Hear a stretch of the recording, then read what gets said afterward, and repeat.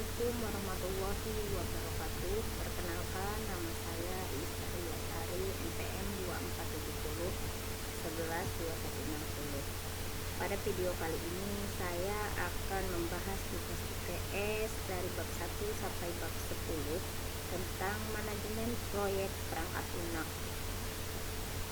Pertama, saya akan membahas tentang bab 1, konsep dasar manajemen perangkat lunak.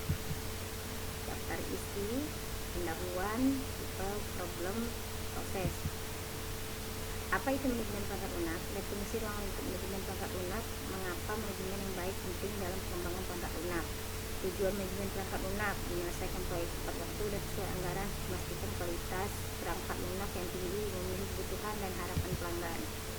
Tipe, peran utama dalam pengembangan perangkat lunak: manajemen proyek, pengembangan perangkat lunak, analisis sistem, penguji perangkat lunak, pemangku kepentingan stakeholder. Keterampilan yang dibutuhkan: keterampilan teknis, keterampilan komunikasi, keterampilan kepemimpinan, keterampilan pemecahan masalah. Problem, jenis masalah dalam pengembangan perangkat lunak: persyaratan yang tidak jelas atau berubah-ubah, estimasi yang tidak akurat, komunikasi yang buruk, kurangnya sumber daya, teknologi yang kompleks. Bagaimana mengatasi masalah perencanaan yang matang, komunikasi yang efektif, manajemen risiko yang proaktif, pengguna alat dan teknis yang tepat. Tipe, peran utama dalam pengembangan perangkat lunak: manajemen proyek, pengembang perangkat lunak, analisis sistem, penguji perangkat lunak, pemangku kepentingan. Keterampilan dibutuhkan: keterampilan teknis, keterampilan komunikasi, keterampilan pemecahan masalah. Problem, jenis masalah pengembangan perangkat lunak: persyaratan tidak jelas dan berubah, estimasi yang tidak akurat, komunikasi yang buruk, kurang sumber daya dan teknologi yang kompleks. Bagaimana mengatasi masalah perencanaan yang matang, komunikasi yang efektif, manajemen risiko yang proaktif, penggunaan alat dan teknis yang tepat. Proses, siklus hidup pengembangan perangkat lunak SDLC, model waterfall, model iteratif, model agile. Tahapan dalam SDLC: perencanaan, analisis, desain, implementasi, pengujian, pemeliharaan.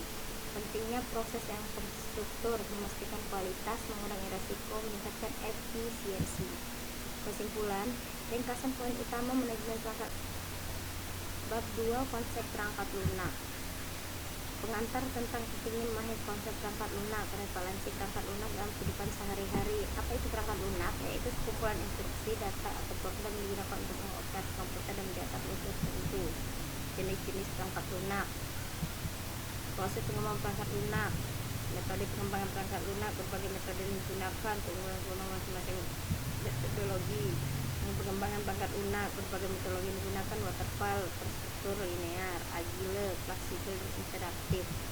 Pentingnya manajemen perangkat lunak: pentingnya konfigurasi alat dan teknik yang digunakan.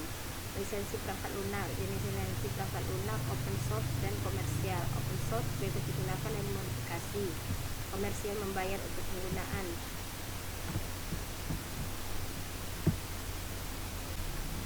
Bab 3, kerangka kerja manajemen proyek perangkat lunak.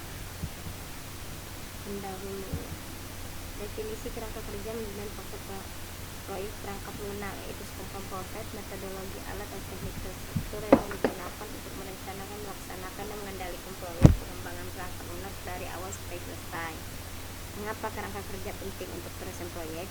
Konsistensi dalam pengelolaan proyek, kualitas perangkat lunak yang lebih baik, pengurangan risiko proyek.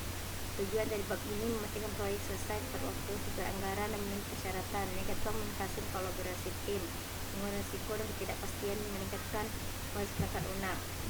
Manajemen proyek perangkat lunak, definisinya yaitu aplikasi pengetahuan, keterampilan alat dan teknik untuk memenuhi persyaratan proyek perangkat lunak. Proses utamanya: inisiasi perencanaan, pelaksanaan, pemantauan,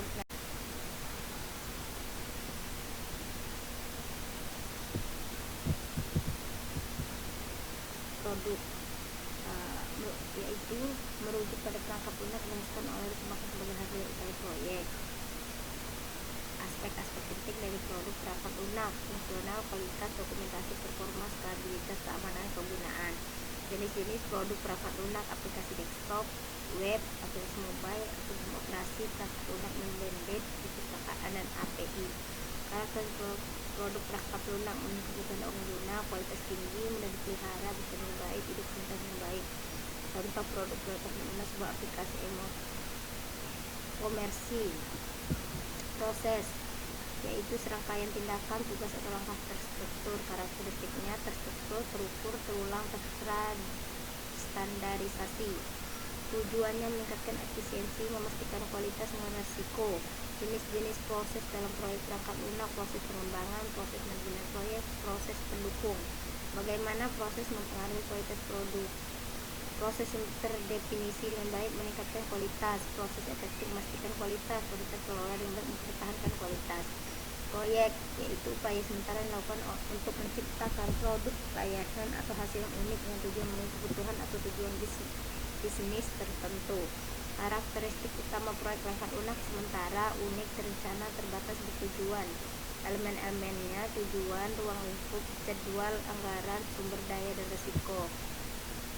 Kesimpulan: manajemen proyek perangkat lunak proses yang saling terkait dan saling mempengaruhi. Hingga yang efektif, proses yang terdefinisi dengan baik, dan tim yang konsisten adalah kunci untuk menghasilkan produk perangkat lunak berbasis tinggi yang memenuhi kebutuhan pengguna tujuan bisnis. Tanpa manajemen proyek yang baik, proyek risiko mengalami keterlambatan, tunggakan biaya, kualitas rendah, dan bahkan kegagalan total.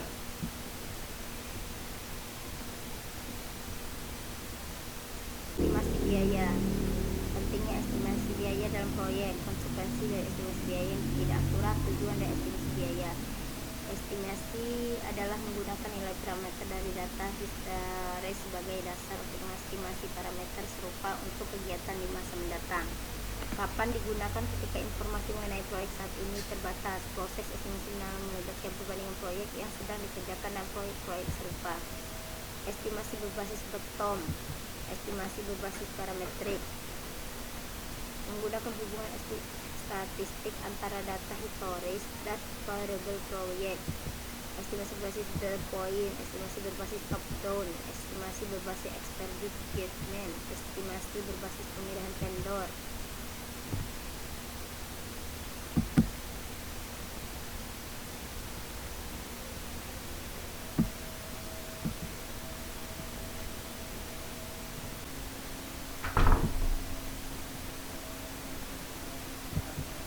Bab 5. Manajemen waktu proyek perangkat lunak. Poin penting tentang mengapa manajemen waktu penting dalam proyek perangkat lunak: pencatat waktu, pengendalian biaya, peningkatan produktivitas, pengurangan risiko, peningkatan kualitas, kepuasan pelanggan, keunggulan kompetitif. Tujuan manajemen waktu: menyesuaikan tepat waktu, mengendalikan biaya, meningkatkan produktivitas, pengurangan risiko, peningkatan kualitas, kepuasan pelanggan, pencapaian tujuan proyek. Mekanisme manajemen waktu: perencanaan, penjadwalan, pelaksanaan, pengendalian. Bab 6. Manajemen mutu proyek perangkat lunak. Tujuan dari manajemen mutu yaitu untuk memastikan bahwa produk atau layanan memenuhi atau melampaui harapan pelanggan dan standar kualitas yang ditetapkan. Definisinya: manajemen mutu proyek perangkat lunak yaitu proses sistematis yang memastikan bahwa perangkat lunak yang dihasilkan memenuhi standar kualitas yang telah ditetapkan dan sesuai dengan kebutuhan pengguna. Tahapan manajemen mutu: perencanaan mutu, jaminan mutu, pengendalian mutu, peningkatan mutu. Bab 7. Manajemen risiko proyek perangkat lunak.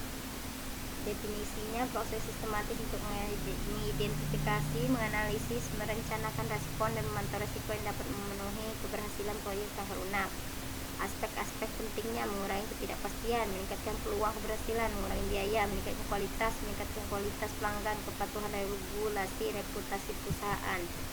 Perencanaan manajemen risiko. Proses perencanaan manajemen risiko: identifikasi stakeholder yang terlibat, penetapan tujuan manajemen risiko, identifikasi risiko, analisis risiko, perencanaan penanganan risiko, pemantauan risiko. Bab 8.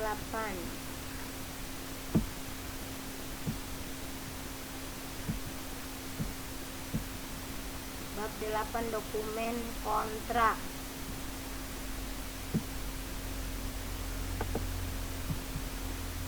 Definisi: perjanjian tertulis yang mengikat secara hukum antara dua atau lebih pihak. Pentingnya dokumen kontrak dalam proyek: jelas dan pasti, perlindungan hukum, pengelolaan risiko, dasar hukum pengambilan keputusan, pengendalian proyek, penyelesaian sengketa, hubungan baik. Surat perjanjian, definisinya dokumen tertulis mengikat hubungan antara dua pihak atau lebih. Fungsinya bukti hukum, mengatur hubungan hukum, memberikan kepastian hukum. Surat penawaran, yaitu dokumen tertulis yang diajukan oleh penjual atau penyedia jasa terhadap calon pembeli atau pengguna jasa yang berisi rincian harga. Fungsi surat penawaran, menyampaikan informasi produk atau jasa. Surat pengadaan barang, penunjang aplikasi. Dokumen formal yang digunakan untuk memesan atau minta pembelian barang dari pemasok atau vendor tertentu. Fungsi surat pengadaan barang, permintaan resmi, dokumentasi pembelian, referensi untuk pemasok, kontrol anggaran. Surat perintah kerja, definisi dokumen resmi yang dikeluarkan oleh atasan atau pihak yang berwenang kepada bawahan atau pihak tertentu untuk melaksanakan suatu tugas atau pekerjaan dengan jelas dan terperinci. Fungsinya pemberian tugas resmi, deskripsi tugas, terperinci, penetapan waktu pelaksanaan. Surat pengadaan barang, penunjang aplikasi, definisinya dokumen formal yang digunakan untuk memesan atau meminta pembelian barang dari pemasok atau vendor tertentu. Fungsinya permintaan resmi, dokumentasi pembelian, referensi untuk pemasok, kontrol anggaran, otoritas pembelian, pelacakan pemesanan, dan audit trial. Surat penawaran, yaitu dokumen tertulis yang diajukan oleh penjual atau penyedia jasa terhadap calon pembeli atau pengguna jasa yang berisi rincian harga, spesifikasi syarat, dan ketentuan penawaran. Fungsinya menyampaikan informasi produk atau jasa, menetapkan harga, menjelaskan syarat dan ketentuan. Surat perjanjian, yaitu dokumen tertulis yang mengikat hukum antara dua pihak atau lebih. Fungsinya bukti hukum, mengatur hubungan hukum, memberikan kepastian hukum.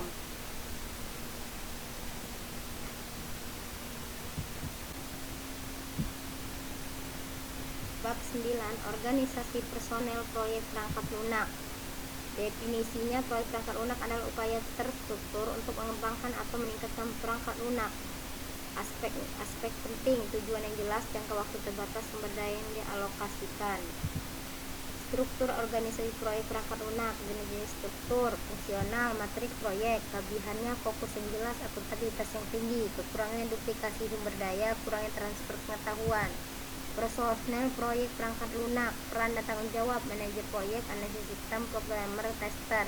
Keterampilan yang dibutuhkan, pentingnya tim solid dan proyek.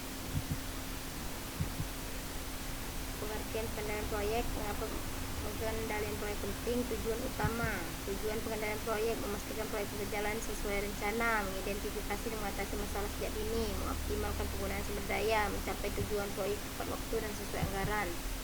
Mekanisme pengendalian proyek, penetapan standar, pengumpulan data kerja, analisis kinerja, pemantauan kinerja proyek, pengendalian jadwal, pengendalian biaya, grand card, metode jalur krisis, metode rantai krisis, manajemen nilai yang diperoleh, pengelolaan pemangku kepastian, pengelolaan persyaratan, pengelolaan perubahan proyek, pengelolaan masalah dan keputusan, pengelolaan kualitas, pengelolaan penerimaan hasil kerja, pengantaran sisi, pengelolaan implementasi bisnis, pengelolaan alih daya. Kesimpulan, pentingnya pengendalian proyek yang efektif, mencapai tujuan proyek, mengelola biaya, mengatur jadwal, memastikan kualitas, mengelola resiko, meningkatkan komunikasi, meningkatkan akuntabilitas pembelajaran, dan peningkatan berkelanjutan. Tips untuk pengelolaan proyek sukses: perencanaan yang matang, komunikasi yang efektif, manajemen tim yang baik, pengendalian ketat, manajemen risiko yang proaktif, fleksibilitas dan adaptasi, fokus pada hasil.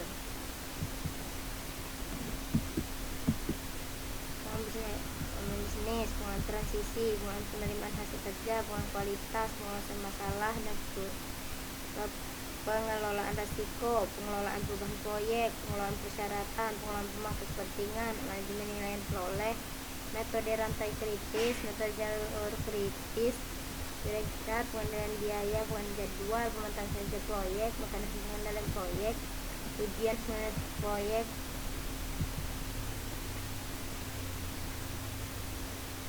Terima kasih sudah mengikuti